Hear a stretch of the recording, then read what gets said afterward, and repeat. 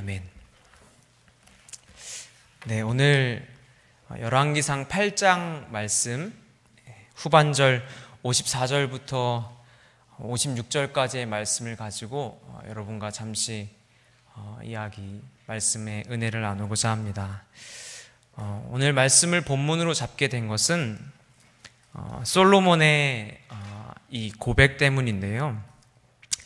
솔로몬이 이 고백을 하게 된, 이 축복을 하게 된 여러 가지 이유가 있지만 그 중에 하나가 바로 오늘 56절에 후반절에 보면 모세를 통하여 무릇 말씀하신 그 모든 좋은 언약이 하나도 이루어지지 아니함이 없도다. 이 말씀을 보고 나서 이 말씀을 가지고 나누어야겠다라는 마음을 받게 되었습니다. 8장의 내용을 잠시 먼저 잠깐 나누고자 하는데요. 8장은 잘 아시는 것처럼 솔로몬이 다윗 때부터 시작한 성전을 완공하고 그 다음에 그 성전에 언약궤를 옮겨 놓는 것부터가 8장의 시작입니다. 그래서 8장 1절부터 언약궤를 옮겨 놓고 12절까지 그 내용들이 나오고 그 후반절에 보면 백성들 앞에서 이 솔로몬이 선언을 하게 됩니다. 그리고 나서 기도하는 장면이 나오고 그리고 나서 53절 오늘 본문에 54절 본문에 백성들에게 축복하는 장면이 이어서 나오게 되는 것입니다. 이 내용에 솔로몬이 고백하는 것은 무엇이냐면 다윗 왕으로부터 시작한 것을 나의 때에 하나님이 이루어 주셨다라는 고백을 이 안에 담고 있습니다. 그래서 이 성전을 하나님이 나로 해서 짓게 했다라는 자랑의 표현들이 안에 들어있기보다는 하나님이 다윗 왕의 마음에 부어주신 그 성전 짓기를 사모하는 마음을 귀하게 보시고 그러면 너의 자손에게서 너의 아들에게서 성전을 짓는 것을 내가 보겠다 약속하신 하나님이 과연 그 말씀대로 솔로몬을 통해서 성전을 완성하시는데 그것을 본 솔로몬이 과연 하나님이 그 약속을 이루어 주셨구나라는 것을 고백하고 있는 것입니다. 많은 사람 앞에서. 그 고백 가운데는 백성들에게 어떤 얘기를 하고 있는 것이냐면 사실 그 백성들은 출애굽하고 이후서부터 하나님의 말씀을 약속으로 받는 이야기들이 많이 나오죠. 율법을 받고 여러 가지 하나님의 음성을 듣는 이야기들이 나오는데 그렇게 구전되어서 내려오고 말씀으로 내려온 하나님의 약속, 아브라함과 이삭의 약속, 이런 축복의 말씀이 아니라 이 다윗 안에 들었던 마음은 어느 순간 하나님이 다윗의 마음 가운데 넣어주신 다윗을 향한 다윗에게 주었던 하나님의 마음이자 약속이었습니다. 근데 그 약속은 다윗 한 사람을 통해서 마음에 주어졌지만 솔로몬 때에는 이 성전에 대한 공사가 시작되면서 완성되면서 이것은 다윗 한 사람에 대한 약속이 아니고 이스라엘 전체를 향한 하나님의 꿈이었다는 것을 보여주게 된 것이죠. 그것을 통해서 솔로몬이 다윗의 마음에 품게 하셨던 것은 그냥 어느 날 갑자기 지나온 바람처럼 갑자기 내가 성전 한번 지어봐야겠다 이런 마음이 아니라 하나님이 부어주셨던 약속이었구나라는 것들을 알게 되고 오늘 솔로몬이 고백하게 된 것입니다.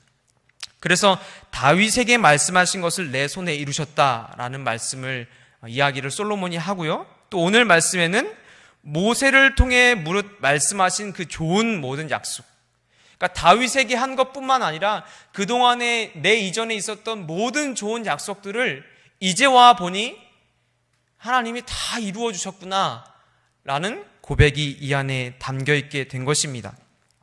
그리고 나서 솔로몬이 이 연설을 마친 뒤에 제단 앞에서 하나님 앞에서 하늘에 손을 펴서 고백하는 것이 무엇이냐면 이것이 53절까지의 기도 내용 중에 핵심인데요. 이 기도의 핵심은 무엇이냐면 이 성전에서 주께 기도하거든 들어주십시오. 이렇게 기도하는 것이거든요. 그리고 이 성전이 아니더라도 이 성전을 향해서 기도하거든 주님 좀 들어주십시오. 이렇게 기도합니다. 근데 이렇게 여러 가지 기도 제목들이 나열되어 있는데 이것의 출발점은 딱 하나입니다. 이 기도의 출발점은 뭐냐면 8장 29절에서 확인을 할 수가 있는데요. 8장 29절에 뭐라고 말씀하시냐면 주께서 전에 말씀하시기를 내 이름이 거기 있으리라 하신 곳 이 성전.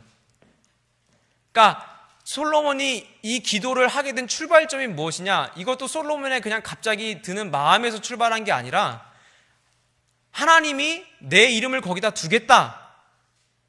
내가 이 성전에 이름을 두겠다. 말씀하신 그 말씀 가지고 기도를 하는 것입니다. 그래서 솔로몬은 하나님 전에 이렇게 말씀하셨는데 그 말씀대로 이 성전에 하나님 계시니까 하나님을 향해 하나님 앞에 나온 자들이 기도하거든 부디 들어주십시오. 이렇게 간청을 하고 있는 것입니다.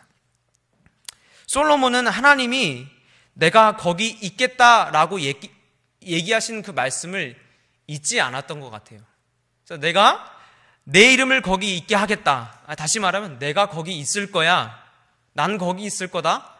이렇게 얘기하신 하나님의 말씀을 잊지 않고 그것을 기억했다가 그 말씀을 토대로 오늘도 기도를 이어가고 있는 것입니다. 저와 여러분도 말씀의 기초에서 기도를 시작하게 되시기를 바랍니다. 우리 안에 그래서 주님이 어떤 말씀을 주실 때 이 말씀을 잊지 않는 것이 참 중요하다라는 생각이 들었습니다. 이 솔로몬의 기도는 솔로몬 안에서 단지 그쳐지지 않았습니다. 이어서 우리 성경의 이야기들을 읽다 보면 여러 사람들이 성전에서 기도하는 모습을 확인하게 되고 또 포로가 되어서 예루살렘 성전에 가지 못했을 때는 어떻게 하죠? 예루살렘 성전 방향으로 몸을 틀어서 기도하게 되는 장면들을 볼 수 있게 됩니다. 다니엘 이야기도 그렇게 전개가 되고 있죠. 창문을 열어서 기도하는 장면들을 볼 수가 있을 것입니다. 그래서 이 기도를 들었던 자들, 이 기도를 기억하고 있던 많은 이스라엘 백성들은 이 하나님이 약속하셨던 이 말씀, 내가 거기 있겠다, 내가 거기서 너네들을 보호하겠다 하신 그 말씀을 붙잡고 계속해서 기도해왔던 것입니다. 이 말씀을 왜 붙잡을 수 있었는가?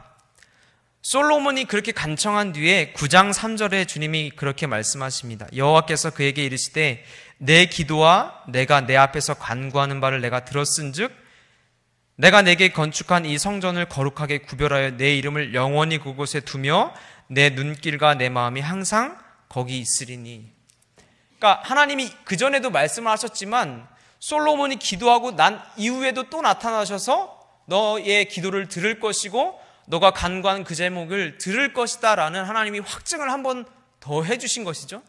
그래서 이스라엘 사람들은 어디를 가나 성전에 와서 기도해야 된다는 것을 알았고 성전에 올 수 없을 때는 하다못해 성전 방향으로 고개를 틀어서 기도하면 주님 들으신다라는 확신이 그 안에 있었던 것이죠. 내가 항상 거기 있겠다. 난 그 자리에 있을 거야 라고 한 하나님의 말씀을 이스라엘 백성들은 잊지 않았던 것이죠. 저와 여러분도 그 말씀을 잊지 않았으면 합니다. 이 솔로몬을 향해서 또 이스라엘 백성들을 향해서 약속하셨던 그 약속을 주님이 신실하게 이루어 주셨는데 이것을 통해서 우리가 이스라엘 백성들의 장점을 하나 확인하자면 그것은 바로 약속을 잊지 않는 것입니다. 조금 더 자세히 얘기하면 다른 약속은 잊어도 하나님이 우리에게 하신 약속은 잊지 않는 것입니다. 이들은 구전으로 때로는 글로 많은 하나님이 그들 백성에게 주신 약속들을 기억하고 간직하고 있었습니다. 그래서 여러 가지가 잊혀지고 여러 가지가 기억나지 않을 그때에도 뭐만 남았냐면 하나님이 이스라엘 백성들에게 주셨던 약속의 말씀은 남아서 그들의 삶 가운데 기억되었고 그 말씀이 오늘 저희와 여러분이 읽고 있는 구약의 말씀인 것입니다. 그래서 우리는 이 말씀을 우리에게도 약속의 말씀으로 붙잡고 그때 약속하셨던 하나님은 동일하게 오늘도 우리에게 약속하시고 약속을 이루신다라고 고백할 수 있는 것입니다. 출애굽 당시에 요셉의 유고를 들고 나왔던 거 기억하시죠? 요셉의 유고를 들고 나온 것은 모두가 다 아는 것처럼 그냥 뼈 조각 하나 들고 나온 것 아니고 하나님과 맺었던 약속을 증거로 요셉의 뼈를 들고 나왔습니다. 하나님과 맺었던 계약서가 요셉의 유골이었습니다. 그래서 그들은 요셉의 유골을 들고 나오면서 하나님의 약속을 들고 나왔고, 또 그 약속은 그 백성들이 기대한 대로 약속의 땅에 묻혀지면서 성취되었습니다. 이렇게 이스라엘 백성들의 이야기를 보면 하나님이 약속하시고 이루시고, 약속하시고 이루시고, 약속하시고 이루어 가시는 것들을 확인을 할 수가 있는데, 하나님은 그래서 여러 사람들과 만나셔서 항상 하시는 게 무엇이냐면 바로 약속을 하신다는 사실을 제가 말씀을 통해서 확인하게 되었습니다. 하나님의 사람이라면 누구나 하나님은 만나서 가장 먼저 하시는 것이 무엇이냐? 약속을 한다는 거예요. 저와 여러분도 약속이 있게 되기를 바랍니다. 그래서 이 약속은 노아 때도, 아브라함 때도, 이삭 때도, 야곱 때도, 그 이후에 여러 가지 선지자, 예언자들, 제사장들에게 나타나셔서 하나님은 그들과 1대1로 약속하시기도 하시고, 또 때로는 그 전체와 약속을 하시기도 하시면서 그들과 항상 새롭게 시작하신 것이 무엇이냐면 약속. 근데 그 약속은 무엇이냐면 내가 무엇을 하겠다라는 것이 대부분이셨습니다. 그러니까 우리에게 무엇인가 명령하시기도 하시지만 그 안에 대부분은 내가 무엇을 이룰 것이다, 너에게 무엇을 하겠다, 이런 약속을 많이 하시게 됩니다.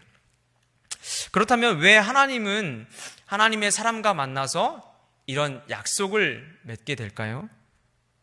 그냥 말씀하시지 왜 약속을 하게, 우리에게 굳이 약속을 하셨을까요?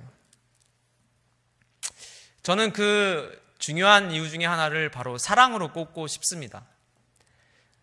하나님은 우리를 하나님의 형상으로 만드셨는데 그 중요한 이유 중에 하나는 바로 교제할 대상, 뭔가 통하는 대상으로 우리를 삼으셨습니다. 그래서 요한복음 15장 9절에 아버지께서 나를 사랑한 것 같이 나도 너희를 사랑하였으니 나의 사랑 안에 거하라, 이렇게 말씀하시고요.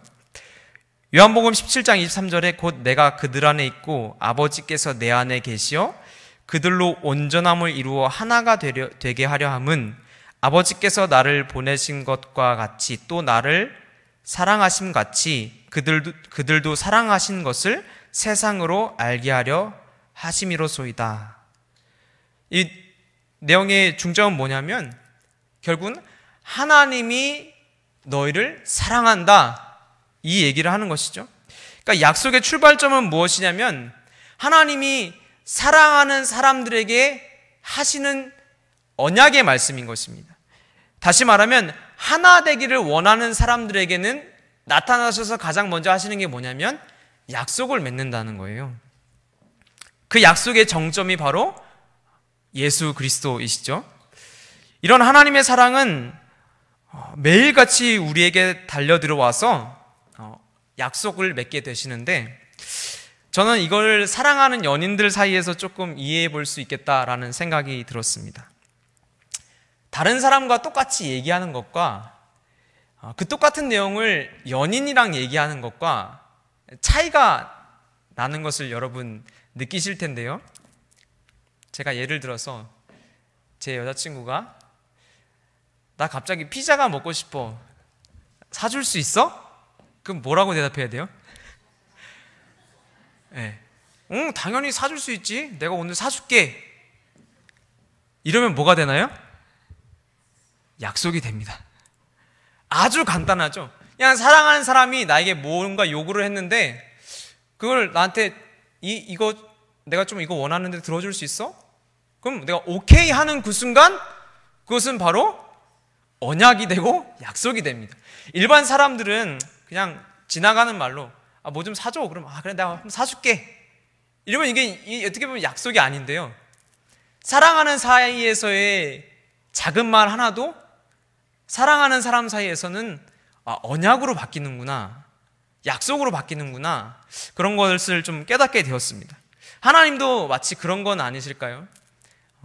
사랑하는 우리가 하나님 좀 뭔가 이거 좀 원합니다 라고 구할 때 하나님은 그것을 보시곤 하나님이 기뻐하시는 일이라면 그것을 가지고 바로 약속을 하시는 거죠. 때로는 마치 하나님처럼 우리가 뭔가 요구하지 않았음에도 불구하고 하나님은 먼저 우리에게 오셔서 우리의 필요한 것들을 보시면서 야, 너 이거 필요하지?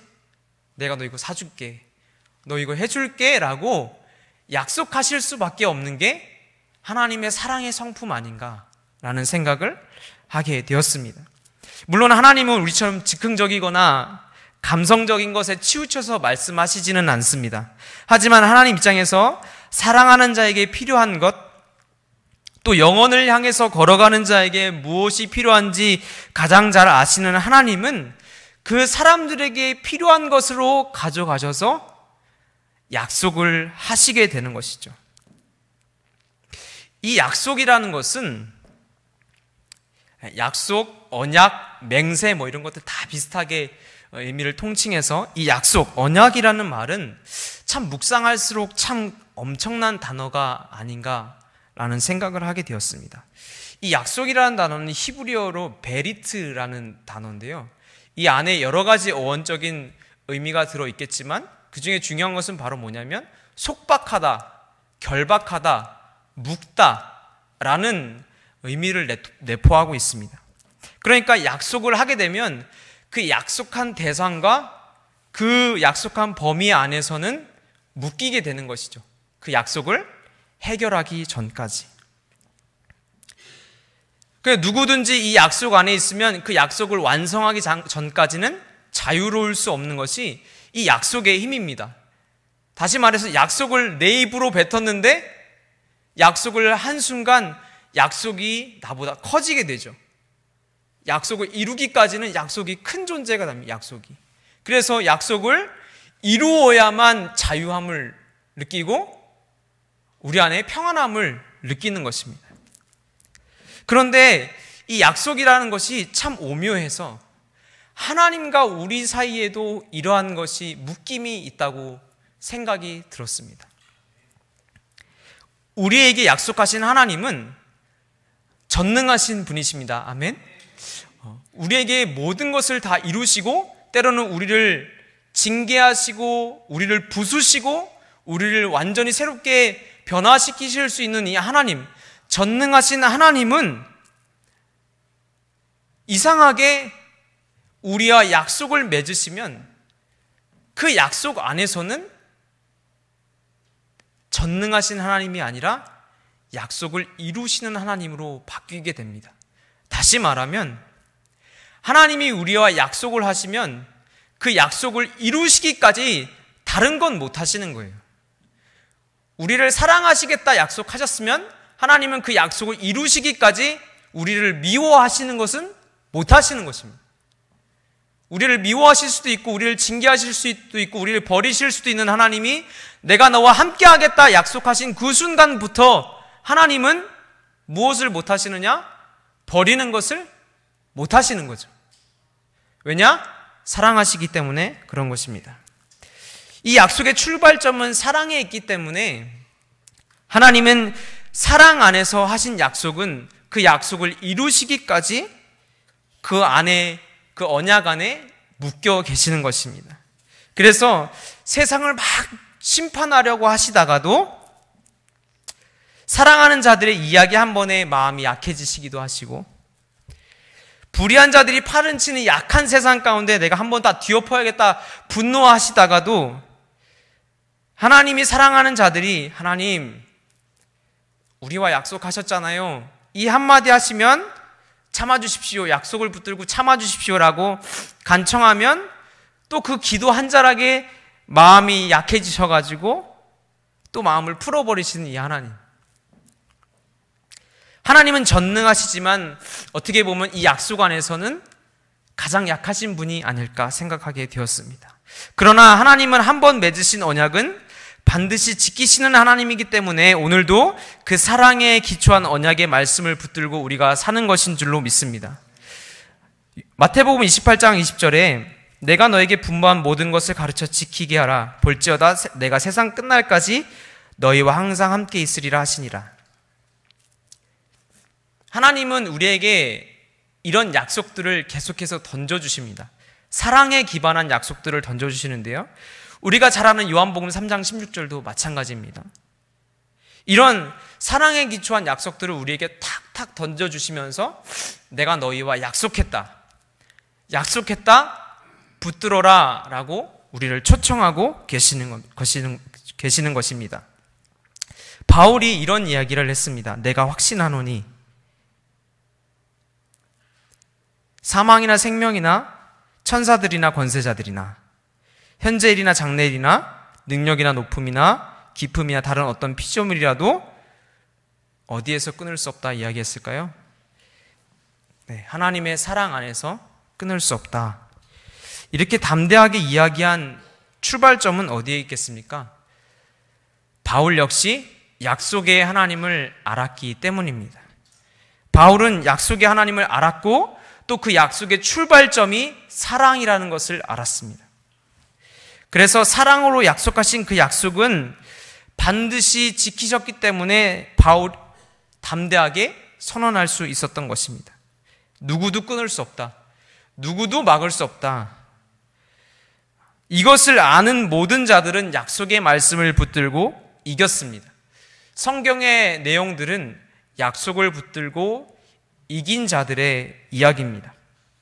죄에 넘어져도 잠시 좌절해도 약속의 말씀은 우리를 늘 제자리로 돌아오게 하는 것입니다. 그렇다면 우리가 붙들어야 할 약속의 말씀은 무엇일까요? 저는 어떤 말씀을 붙들어라 라고 이야기 나누기보다는 두 가지 큰 틀에서 이야기를 나누려고 합니다. 하나는 우리에게 주신 성경의 말씀을 붙들자라는 것입니다. 성경은 하나님이 우리에게 주신 언약의 증명서입니다.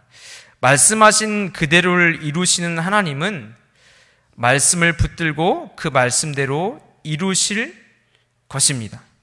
그래서 하나님은 성경을 가지고 주님 앞에 나아가 간구하는 자들, 말씀을 가지고 주님 앞에 나아가서 간구하는 자들의 기도를 들으십니다. 왜냐하면 하나님은 말씀을 우리에게 약속으로 부여해 주셨고 그 약속은 하나님이 반드시 이루시기 때문입니다. 너희가 내 이름으로 무엇을 구하든지 내가 행하리니 이는 아버지로 하여금 아들로 말미암아 영광을 받으시게 하려 함이라. 내 이름으로 무엇이든지 내게 구하면 내가 행하리라. 너희가 나를 사랑하면 나의 계명을 지키라. 내가 아버지께 구하겠으니 그가 또 다른 보혜사를 너희에게 주사 영원토록 너희와 함께 있게 하리니. 요한복음 14장의 말씀인데요. 예수님은 우리에게 구하라 이렇게 말씀하시면서 무엇이든지 구하라 이렇게 얘기하셨는데요. 그 뒤에 단서가 사실 붙습니다. 무엇이든지 구하는데 중요한 것은 무엇이냐면 너희가 나를 사랑하면 나의 계명을 지키라 이렇게 뒤에 덧붙이시거든요. 그러니까 계명을 지키는 자들에게 구할 것은 계명 안에서 계명을 잘 지키도록 간구하는 것이 제일 중요한 것이죠. 하나님 안에서 말씀 안에서 구하는 것이 가장 중요한 것입니다.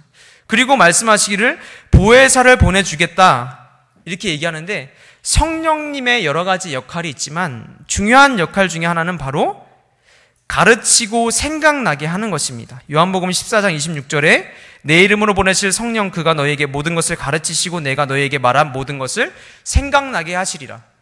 그러니까 성령님의 역할 중에 하나는 무엇이냐면 가르치시고 또 기억나게 하시는 것입니다. 무엇이 기억나게 할까요? 말씀이 기억나게 하는 것이죠. 그래서 우리가 성령님 안에 거하면 그 말씀을 풀어 가르치시는 하나님을 경험하게 되고 기억나게 하시는 그 말씀을 경험하게 되는 것입니다. 그래서 우리는 말씀 안에서 구하고 말씀 안에서 기도하면 분명하게 들으신다. 이것이 우리 안에 확신으로 자리 잡혀야 될 줄로 믿습니다. 두 번째는 무엇이냐면 말씀을 기초로 하되 하나님의 세밀한 약속의 말씀을 붙잡는 것입니다. 이 말씀은 뭐냐면 성경의 말씀이 아니라 우리가 세상을 살아가다 보면 내가 의도치 않게 하나님의 음성으로 들려질 때가 있다는 거 여러분 경험하시죠? 살아가다 보면 성경 구절은 아닌데 나에게 하나님의 말씀으로 들려질 때가 있음을 종종 경험하실 것입니다. 그때 우리는 말씀 안에서 그것을 약속으로 붙잡는 자들이 그 말씀을 붙잡고 승리하게 되는 것을 보게 되는데요. 성경 말씀에서는 한나의 이야기를 통해서 설명이 될까 합니다. 사무엘상 1장 17절에서 18절 엘리가 대답하여 이르되 평안히 가라 이스라엘 하나님이 내가 기도하여 구한 것을 허락하시기를 원하노라 하니 이르되 당신의 여종이 당신께 은혜 입기를 원하나이다 하고 가서 먹고 얼굴에 다시는 근심빛이 없더라. 잘 아시는 것처럼 한나가 기도할 때 옆에 엘리가 있었는데 이 엘리는 그 당시에 하나님의 말씀을 아주 세밀하게 듣는 그런 하나님 마음에 합한 종은 아니었죠. 또 이 한나의 기도 제목을 잘 알고 있어서 공감해서 같이 중보 기도를 해주거나 하나님의 음성을 받아서 한나에게 말한 것이 아닐 수도 있었습니다. 그런데 한나는 그 엘리가 그냥 지나가듯이 어쩌면 던진 그 말 속에서 하나님의 말씀을 들었습니다. 그래서 그 뒤에 뭐냐면 다시는 근심빛이 없더라. 그러니까 다시 말하면 약속의 말씀으로 붙든 것이에요. 이건 엘리 제사장이 나에게 얘기했지만 하나님이 나에게 말씀하셨구나. 그래서 그 말씀을 붙듦과 동시에 얼굴에서 근심빛이 없어졌다. 그리고 그 한나는 그 약속을 얻었습니다. 우리 삶 가운데서도 말씀이 아닌 우리의 생활 가운데서 언제든지 하나님이 우리에게 말씀하실 수 있다는 것을 기억하고 겸손하게 누군가의 말을 귀 기울일 줄 알아야 한다라는 것이 참 중요한 것 같습니다. 저와 여러분의 삶 가운데 하나님이 언제라도 말씀하실 수 있음을 믿으십니까? 그렇다면 언제 어느 때에 말씀하실지 모르는 그 하나님의 음성을 겸손함으로 잘 받으시기를 바랍니다. 물론 이것은 굉장히 위험하고 어려운 일이 될 수도 있습니다. 누군가는 갑자기 내가 하나님이다 얘기하는 사람들이 종종 있죠. 계시를 받았다 그래서 막 그렇게 이야기하는 사람들 있지만 말씀과 기도에 비추어서 여러분에게 말씀하시는 하나님의 음성을 잘 활용하시고 또 악에게 통로가 되지 않게 잘 분별하시기를 바랍니다. 그래서 이런 하나님의 말씀과 우리의 삶 가운데 말씀하시는 그 말씀, 이 말씀이 우리의 삶을 비추고 인도하고 그것을 약속으로 붙잡게 될 때 이루시는 하나님을 보게 되는 것인데요. 저도 이렇게 이 말씀을 준비하면서 나에게도 약속의 말씀이 몇 개 있다는 것을 다시 한번 기억하게 되었습니다. 저에게도 성경 구절에서 주시는 말씀 한 가지가 있고요. 또 누군가가 저에게 툭 던져줬던 말이 저에게 하나님 말씀으로 다가와서 제가 어렵고 힘들 때마다 제가 생각할 수 없었던 그 상황에 툭툭 떠올라서 하나님이 나를 지금도 또 지원하고 계시고 언약의 말씀으로 나를 지지하고 계시는구나 라는 것들을 깨닫고 여러 번 위로를 얻고 힘을 얻었던 적들이 참 많았습니다. 그런 약속의 말씀을 붙잡고 이 자리까지 오게 된 것입니다. 하나님은 오늘도 저와 여러분에게 말씀하시고 약속하시는 줄로 믿습니다. 여러분 가운데서도 이 말씀은 내 말씀이야 하는 말씀이 있으신가요? 있으셔야 하고 또 없으시다면 오늘이라도 당장 하나 찾아서 붙으시기 바랍니다. 하나님이 우리에게 주신 말씀은 우리 마음 가운데 새겨지게 되어 있습니다. 그래서 어렵고 힘들 때 그게 이렇게 툭 하고 떠오르죠.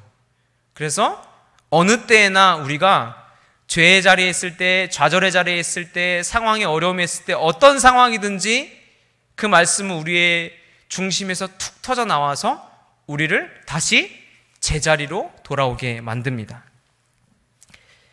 그런 이 약속의 말씀을 통해서 우리는 늘 승리하게 되고 주님 안에서 걸어갈 수 있게 되는 것입니다. 이 약속의 말씀은 마치 우리 삶의 추와 같아서, 이렇게 실에 매달린 추와 같아서 아무리 주변에서 툭툭 쳐도 결국엔 제자리로 추가 돌아오는 것 같이, 약속의 말씀을 붙드는 자들에게는 하나님이 기어코 다시 하나님이 원하시는 자리로 돌아오게 하시는 줄로 믿습니다. 그래서 그 말씀을 붙드는 자들은 뭐 잠시 넘어지고 잠시 삐뚤어지고 잠시 어딘가로 치우쳐져도 다시 제자리로 돌아오게 하시고, 또 우리는 또 그런 자들을 향해서 말씀을 붙들게 하고 그 말씀을 붙든 자들은 다시 하나님 안에서 제자리로 찾아오게 되는 것입니다.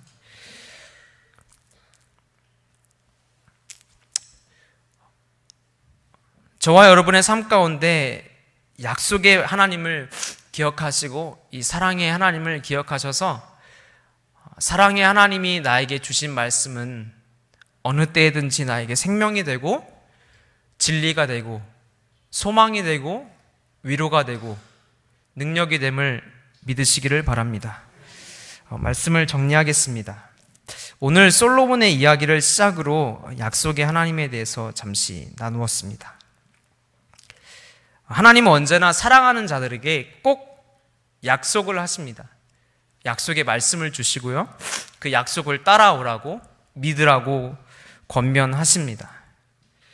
모든 것을 다 하실 수 있는 하나님이지만 사랑 안에서는 약속에 묶여서 우리를 사랑하시는 일, 우리에게 하신 약속을 이루시기까지 우리의 약속 안에서 갇혀 계십니다. 그래서 분노하시다가도 약속 한 자락 붙들고 주님 앞에 나아가서 은혜 구하는 자들에게 사랑으로 용서하시는 분이 하나님이십니다.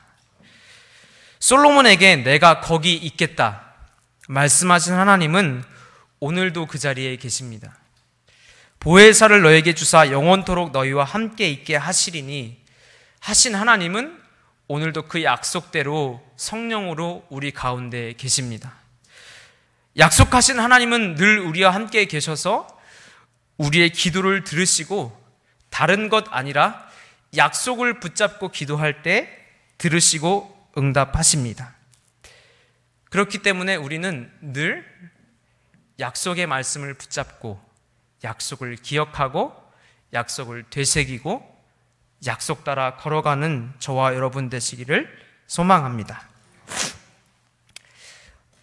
우리가 더 나아가서 이런 고백까지 할 수 있었으면 참 좋겠다라는 생각하게 되었습니다. 하나님은 우리에게 오셔서 내가 거기 있을게, 내가 너희와 함께 있을게 이렇게 약속하시면서 동시에 우리에게 이런 요구를 하시지 않을까 생각하게 되었습니다.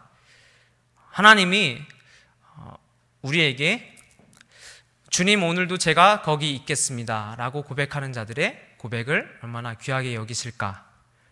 저와 여러분도 그런 고백까지 나아갈 수 있다면 참 값지겠다 생각하게 되었습니다. 그 고백까지 나아가게 되시는 저와 여러분 되기를 소망합니다. 우리 찬송가 한 장 부르겠습니다. 545장 찬양하시고 우리 말씀을 기억하시면서 기도하고 돌아가셨으면 좋겠습니다.